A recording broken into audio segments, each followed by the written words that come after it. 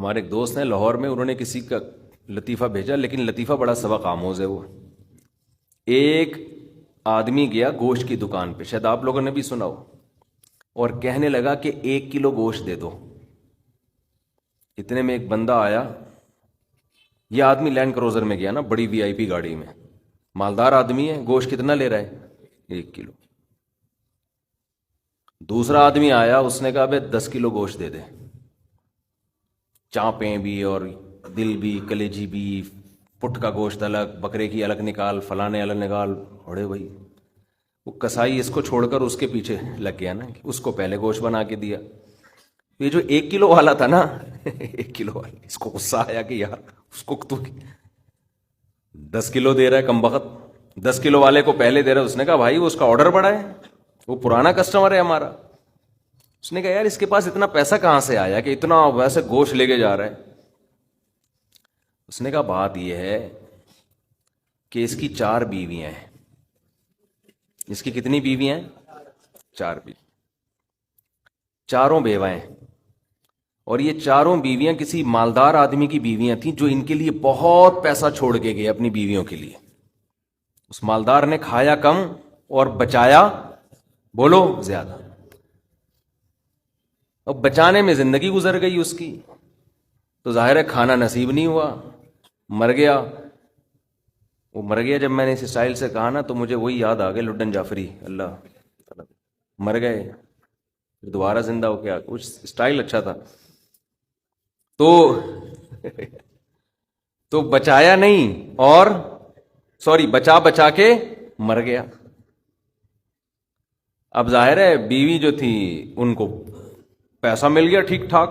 اب ان کے پاس پیسہ ہے، بندہ مارکیٹ سے شارٹ ہے. عورت کو ظاہر ہے پیسے کے ساتھ شوہر بھی تو چاہیے نا، اس میں بھی ڈیزائرز ہیں، اس کو بھی ضرورت ہے میاں کی. تو یہ غریب کا جذبہ تھا 4 شادیاں کرنے کا نا، تو یہ کرتا چلا گیا. پرانے والے کا سارا پیسہ کس کے پاس آ گیا؟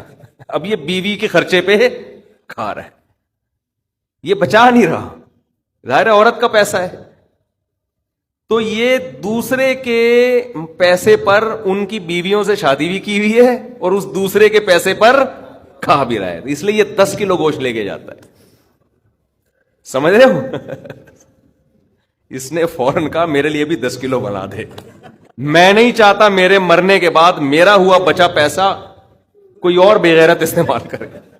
معذرت کے ساتھ، ابے پہلے خود تو کھاؤ. اس وقت جو تمہاری حاضر سروس بیوی ہے، بولو تم جب تک میری بیوی ہو تو کھاؤ، ٹھیک ہے نا، تم بھی کھاؤ میں بھی کھاؤں گا. مر گئے تو بھائی وہ اس کے لیے نکاح کا دروازہ، اور جب ہمارے بیانات چل رہے ہیں تو یہ تو اور دروازہ کھل گیا ہے. پہلے تو بیوہ کو رشتہ ہی نہیں ملتا تھا نا، اب تو بہت سی بیوہ ایسی مارکیٹ میں آ گئی ہیں، پیسہ بہت ہے، بندہ نہیں ہے، ہم اپنے خرچے پہ شادی کرنے کے لیے تیار ہیں، کوئی شریف آدمی مل جائے ہمیں. اب تو ایسی بیوہ بہت آ گئی ہیں مارکیٹ میں کہ جی پیسہ ہمارے میاں بہت چھوڑ کے گیا، بندہ نہیں ہے. تو میں نہیں کہہ رہا آپ بیوی کے لیے پیسہ نہ بچائیں، لیکن یہ دماغ میں رکھیں کوئی بغیرت آپ کے پیسے پہ آپ کی بیوی کے ساتھ زندگی گزارے گا، خرچہ آپ کا ہوگا، آپ اس کو پیسہ دے کے جا رہے.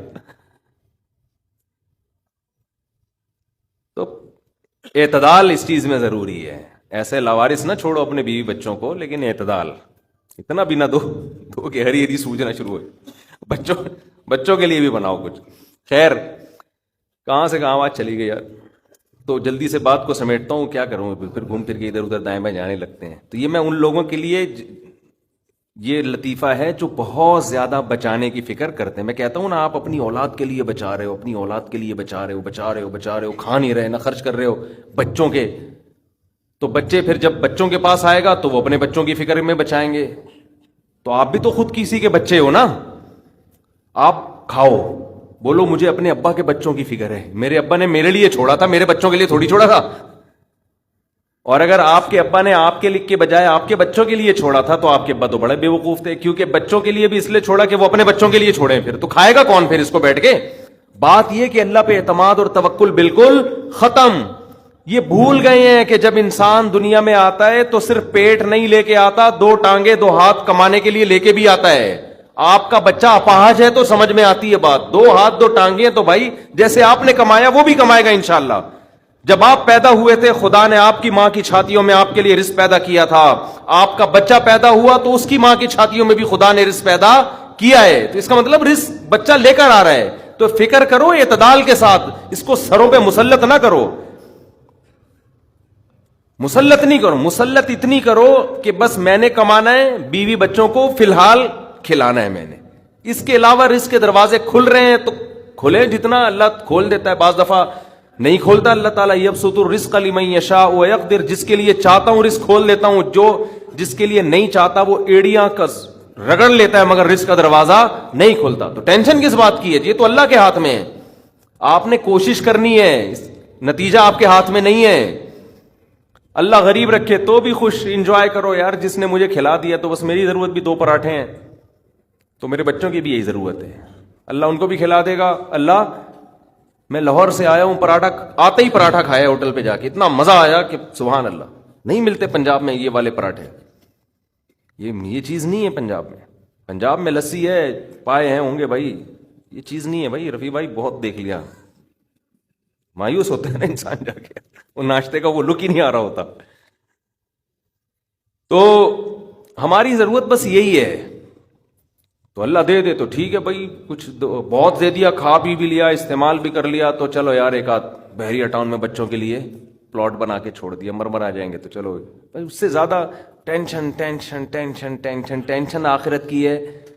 ہمارے ایک دوست نے پراپرٹی لی, اس کے ساتھ ہی قبرستان بھی ہے, تو بار بار وہاں کھڑے ہو کے بول رہے ہیں کہ یار دیکھو, میں ان سے کہہ رہا تھا, ان کو ڈرا رہا تھا, میں نے کہا آپ اپنا پلاٹ دیکھ دیکھ کے خوش ہوتے رہتے ہو, اصل پلاٹ تو یہ ہے, یہاں ہے, تھوڑے دنوں میں کدھر آنا ہے, ادھر آنا ہے.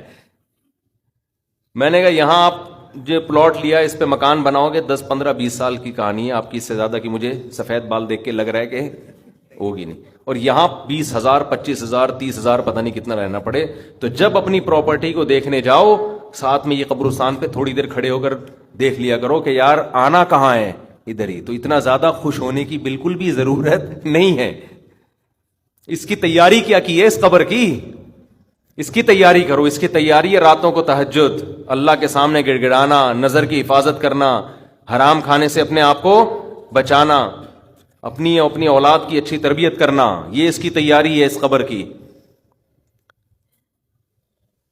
ذکر کرنا,